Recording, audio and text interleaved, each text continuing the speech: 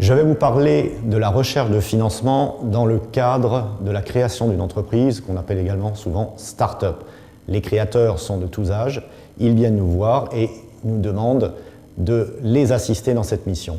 Pour ce faire, sur la base de leur plan d'affaires qu'ils ont déjà préalablement établi, nous allons, avec le créateur d'entreprise, établir des comptes prévisionnels, bilan, compte de résultat, besoin de trésorerie, donc des calculs relativement précis qui vont, dans un premier temps, nous permettre de déterminer les besoins de trésorerie de ce projet.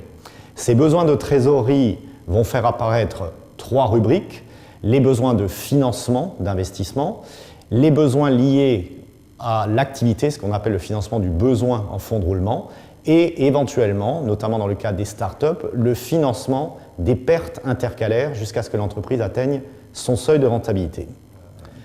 Une fois ces travaux préparatoires effectués, on détermine si le capital dont dispose le créateur d'entreprise est suffisant ou non. S'il est suffisant, le projet peut continuer et la recherche de financement n'est pas nécessaire. C'est rarement le cas. Donc, très souvent, on doit rechercher des financements. Et à partir de là, s'il s'agit de financer des pertes intercalaires et même parfois des besoins en fonds de roulement, très souvent, ce financement ne relèvera pas de la banque, mais relèvera plutôt d'investisseurs. À ce moment-là, dans le cas où ce projet nécessite des financements par investisseurs, se pose le problème immédiatement des conditions dans lesquelles ces investisseurs vont rentrer dans la société et notamment la valorisation de la société que l'on va ainsi créer. Je parle tout de suite de société puisque si on met des investisseurs dans l'actionnariat, il conviendra de créer une société.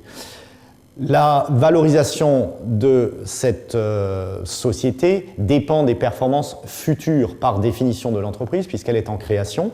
Et donc, étant donné qu'on parle de performances futures, l'investisseur va vérifier d'une part la crédibilité du business plan, va regarder la sensibilité de ce business plan à différents aléas. En clair, qu'est-ce qui se passe si le plan d'affaires ne se déroule pas comme prévu et il ne se déroulera jamais comme prévu. Et enfin, l'investisseur, au vu de tous ces éléments, va déterminer son risque. Il y a 2 risques à analyser. Il y a le risque de l'exploitation, c'est-à-dire le risque lié au projet lui-même, un risque de sous-performance. Qu'est-ce qui se passe si le plan d'affaires n'est réalisé qu'à 50%? Là, la réponse est assez simple puisque l'investisseur partira du principe qu'il accepte de valoriser la société pour un montant X sous réserve de réalisation du plan d'affaires et il rentrera peut-être au départ sur une valorisation plus faible de la société mais corrigera au bout de 5 ans par exemple son niveau de participation en cas de performance normale ou de surperformance de la société. Le risque de défaillance est la deuxième composante qu'analyse l'investisseur. Évidemment, si ce risque de défaillance est important, il sera difficile de trouver un investisseur. On arrivera à ce moment-là dans du capital risque, mais on aura véritablement du mal à lever des fonds. Donc il va falloir limiter ce risque de défaillance. Si le risque est faible, bien évidemment, l'investisseur sera enclin à rentrer dans le projet. Il y a un autre risque que l'on oublie souvent pour l'investisseur, c'est le risque de liquidité. C'est-à-dire que l'investisseur, au bout de 5 ans, veut sortir de son investissement et il va analyser dans quelles circonstances il pourrait sortir de cet investissement. En clair, est-ce qu'il va être scotché pendant 20 ans dans la société ou est-ce qu'il a de fortes chances, et il faut lui organiser, lui proposer dès le départ, de céder ses actions après 5 ans par exemple, pour récupérer d'une part sa mise de fonds et bien évidemment sa plus-value si possible. La sortie de l'investisseur peut se faire par plusieurs moyens. D'une part, on peut envisager, si la société connaît de fortes croissances, d'introduire la société en bourse et à ce moment-là, l'investisseur pourra sortir par le marché en passant des ordres de vente. Ou alors, on peut prévoir également le rachat de la participation des investisseurs au bout de 5 ans par le créateur d'entreprise lui-même. L'inconvénient étant bien entendu que ce créateur devra se procurer les fonds à titre personnel pour acheter les actions.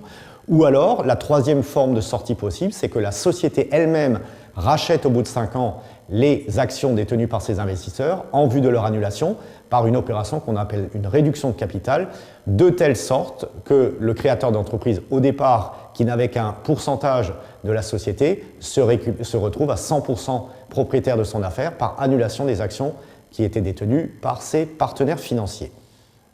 L'investisseur se couvrira également, si possible, contre une cession prématurée de l'entreprise à un niveau de prix qu'il n'avait pas prévu. En clair, s'il a prévu de faire 3 ou 4 fois sa mise et qu'au bout de 2 ans, le créateur d'entreprise a une opportunité de cession à un niveau inférieur au niveau qui était attendu initialement par l'investisseur, à ce moment-là interviendra ce qu'on appelle une clause de préférence de liquidité avec un coefficient.